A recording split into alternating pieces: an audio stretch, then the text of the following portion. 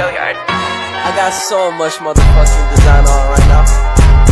Break it down, bring it back, make it clap. I got 3 old thoughts, new guap, wear that thing. Bitches on my line, and you know they come strapped. Hold up, what it not, 45, scope it cash like whoa.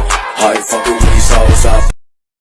Hai semuanya. Kembali lagi dengan aku Kina Mood. Kina, cantik dan imut.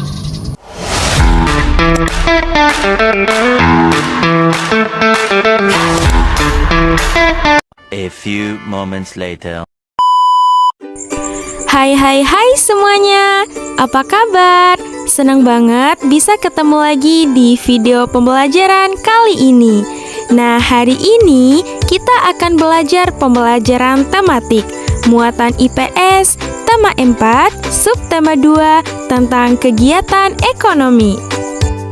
Teman-teman sekalian, dalam kehidupan sehari-hari tentu kita tidak pernah terlepas dari yang namanya kegiatan ekonomi. Nah, tahukah kalian apa sih itu kegiatan ekonomi? Jadi, kegiatan ekonomi ini adalah suatu kegiatan yang dilakukan untuk memenuhi kebutuhan hidup. Nah, tujuannya adalah sebagai sarana pemenuhan kebutuhan dan menghasilkan keuntungan bagi manusia. Manusia mengenal kegiatan ekonomi sebagai kegiatan produksi, distribusi, dan juga konsumsi. Kegiatan produksi. Kegiatan produksi adalah kegiatan yang bertujuan untuk menghasilkan atau menambahkan nilai guna dari barang atau jasa.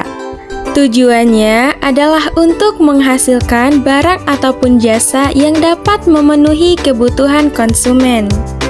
Pelaku dari kegiatan produksi disebut sebagai produsen. Contoh kegiatan produksi. Teman-teman sekalian, salah satu contoh proses produksi adalah menjahit, yang menjahit kain untuk dijadikan pakaian siap pakai. Kain ini termasuk ke dalam barang setengah jadi karena kain terbuat dari benang yang berbahan baku kapas. Kegiatan distribusi. Kegiatan distribusi ini adalah kegiatan menyalurkan barang dari pihak produsen kepada konsumen. Tujuannya supaya barang atau jasa yang disalurkan dapat tersebar luas ke konsumen yang membutuhkan. Pelaku dalam kegiatan distribusi disebut sebagai distributor. Dalam kegiatan ekonomi, peran distribusi ini sangatlah penting, sehingga tercapai kesesuaian antara ketersediaan barang dengan kebutuhan konsumen. Pelaku distribusi akan menyalurkan barang produksi dari tempat yang jauh ke berbagai agen atau pengecer di pasar maupun tokoh-tokoh. Nah, dengan demikian, barang produksi dapat secara luas tersebar di seluruh wilayah.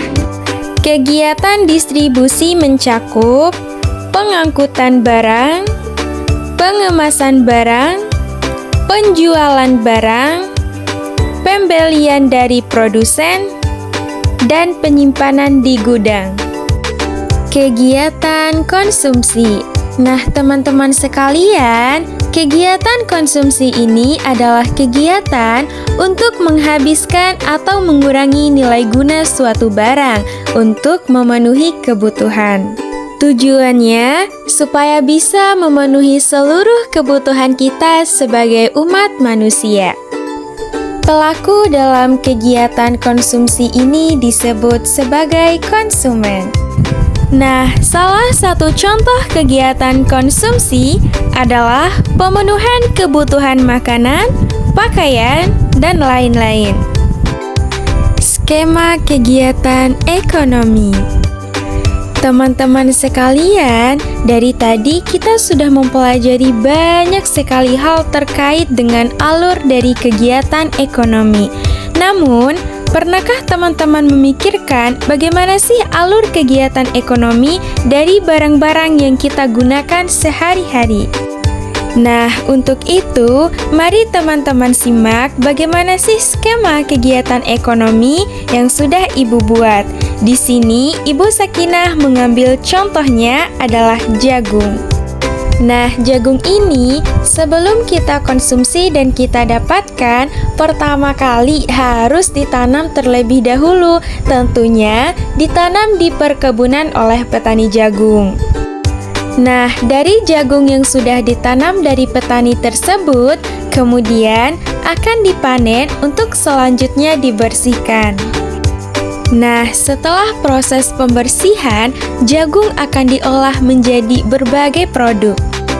Nah, produk yang sudah jadi kemudian akan didistribusikan atau disalurkan kepada pasar tradisional.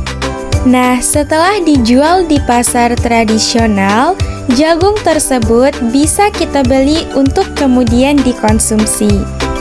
Kesimpulan.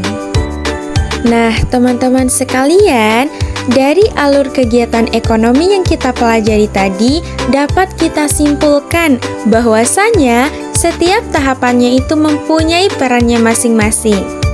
Produksi membuat barangnya, distribusi mengantarkan barang ke tempat lain, dan konsumsi adalah tahap barang digunakan.